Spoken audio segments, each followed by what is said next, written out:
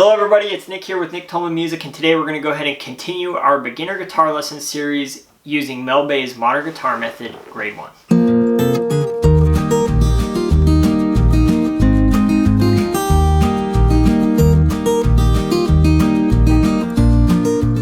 Today we're going to be looking at page 29, and on page 29 we are going to learn a new concept. And this concept is chromatics, okay? So maybe that sounds intimidating. It's really not. In our last lesson, we talked about steps. We talked about whole steps and half steps.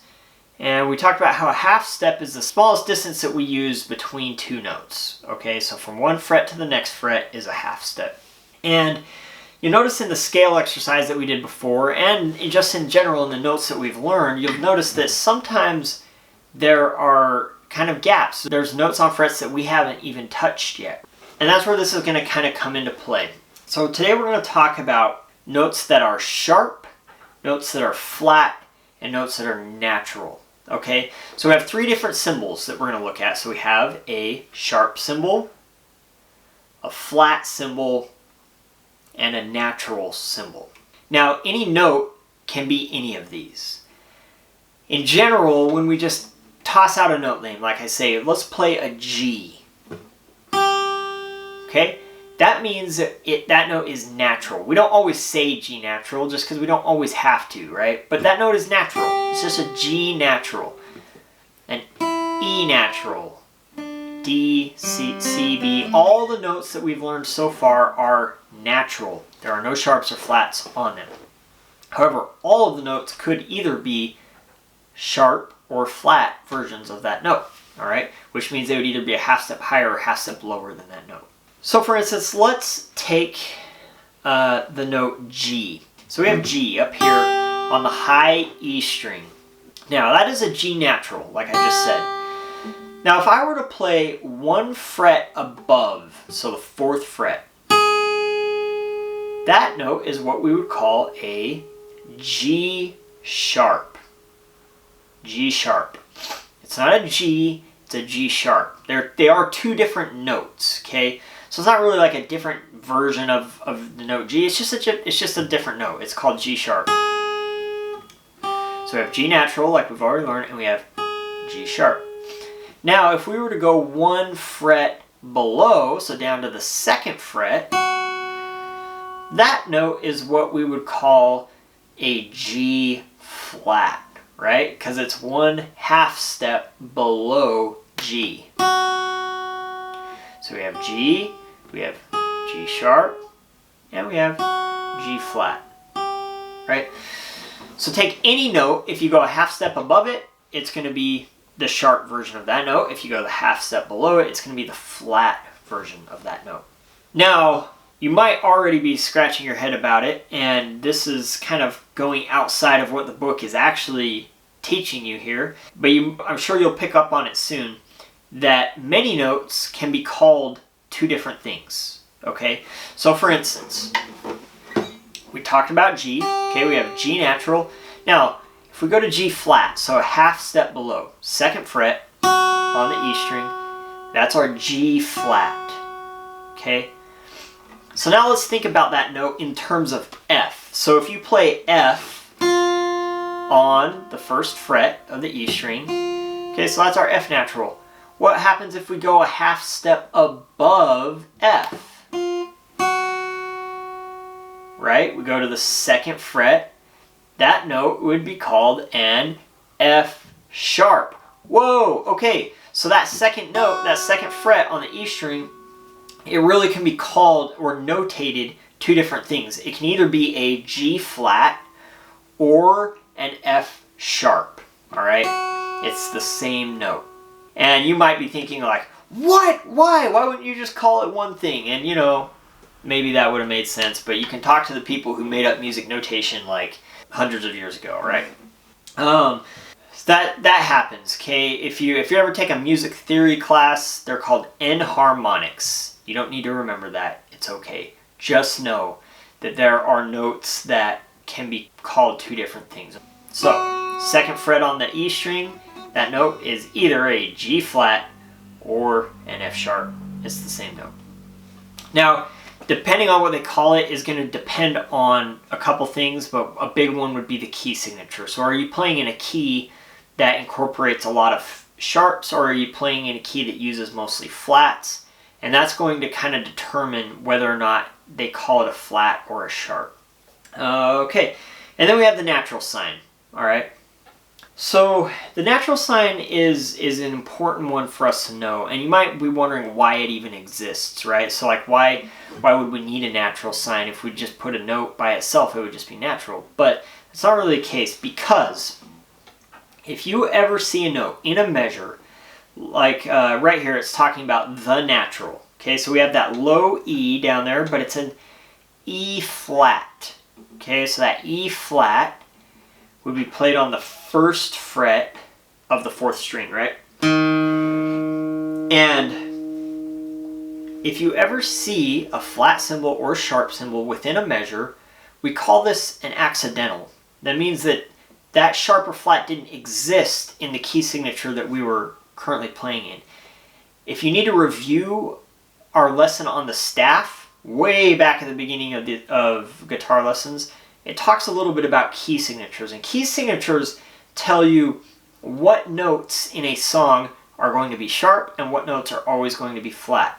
You can have notes that become sharp or become flat within the song, within a measure. We call that an accidental. All right, so that's kind of what we're looking at in the first measure here under the natural. So our E flat, if you have an accidental in a measure like that, it will always last for the entire measure. If there were any other E's that got played after that, they would also be flat. They would stay flat for that entire measure. Once you get to the next measure, it resets to the default of whatever the key signature is, unless you have a natural sign. So we have E flat,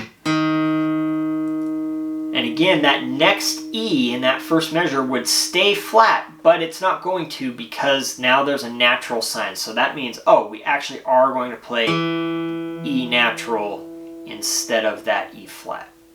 Same in the next measure, we have C sharp. Under normal circumstances, if you saw a C sharp like that, the very next, and it had another C right next to it, it would also be sharp, but we have a natural sign, so it's going to be natural. Okay? If you have any questions about that, please comment below. I've tried to be as clear as I can about explaining that process. It's not too intimidating. You just have to remember that a sharp is always going to be a half step above whatever note it's attached to, and a flat is going to be a half step below whatever note it is attached to. I will go ahead and play each of these little exercises. I don't really think that these exercises are necessarily intended to be like practice a lot. I think they're just trying to explain to you what the flats and the sharps and the naturals do and how they work. So it is helpful to play through it so you kind of put your fingers to what you're seeing on the page. But I also do believe in practicing the chromatic scale.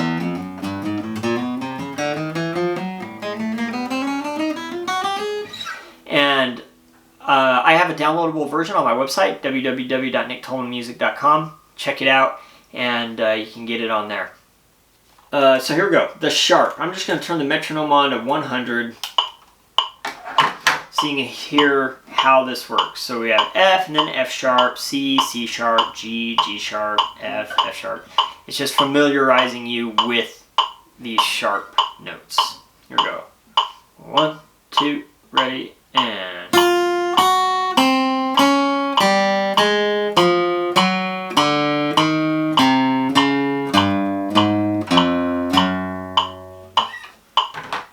Right? Nothing more to it than that. It just, and you don't even necessarily have to practice this with a metronome. You're just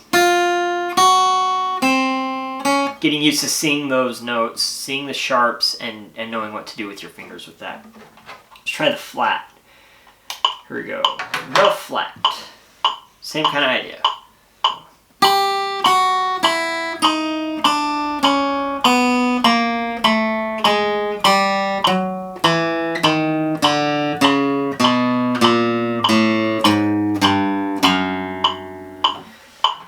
It's kind of of funny. It's like almost a chromatic scale, but it's not. It skips some chromatics in there. But again, you're just familiarizing yourself. It's taking all the notes that we know, basically, and just like giving you the flat versions of them. Yeah, very good. And then the naturals, same kind of idea. Here's our metronome. I'll just play through it for you in time. 1, 2, ready, and...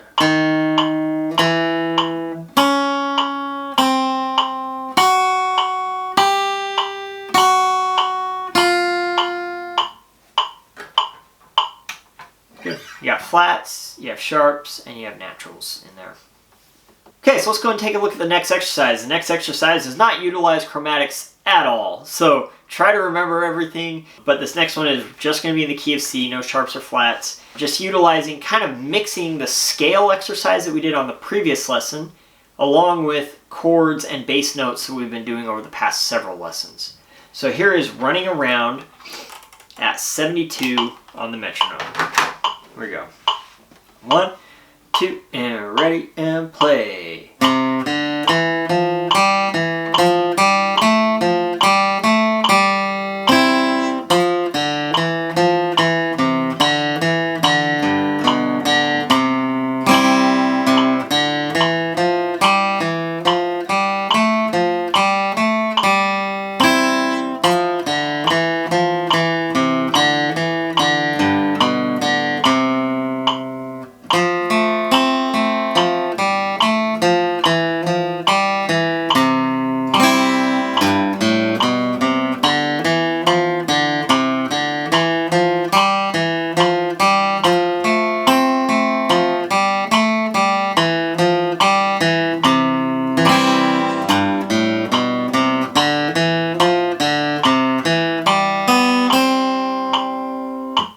And there it is. It's a great exercise. It's a great one. Good. Here it is at 120 on the metronome. 1, 2, 1 and 2, and ready, play.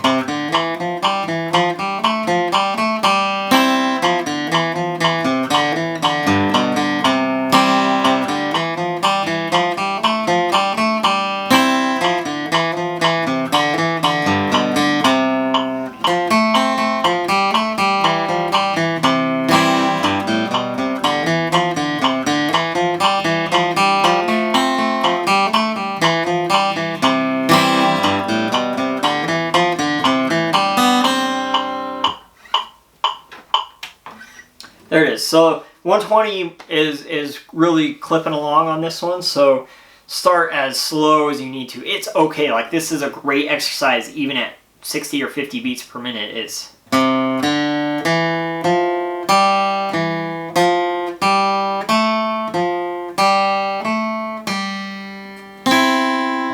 just really getting used to moving around the fretboard and doing those things, okay? There are some chords to this one. It says teacher accompaniment. I'll go ahead and play that for you really quick. I'm going to just do it at 72, and that way you can play along. So back to 72. Here are the chords for running around.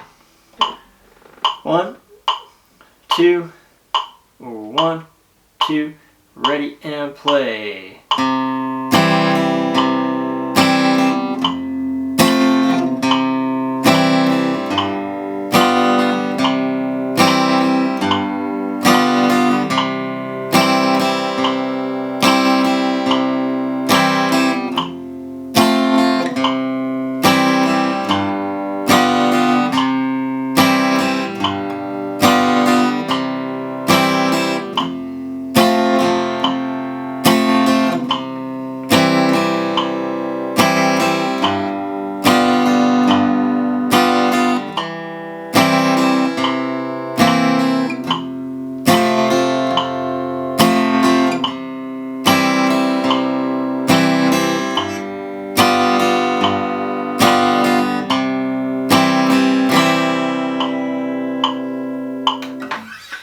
Now it says teacher accompaniment, but you know these chords. We've learned these chords, C, F, and G7.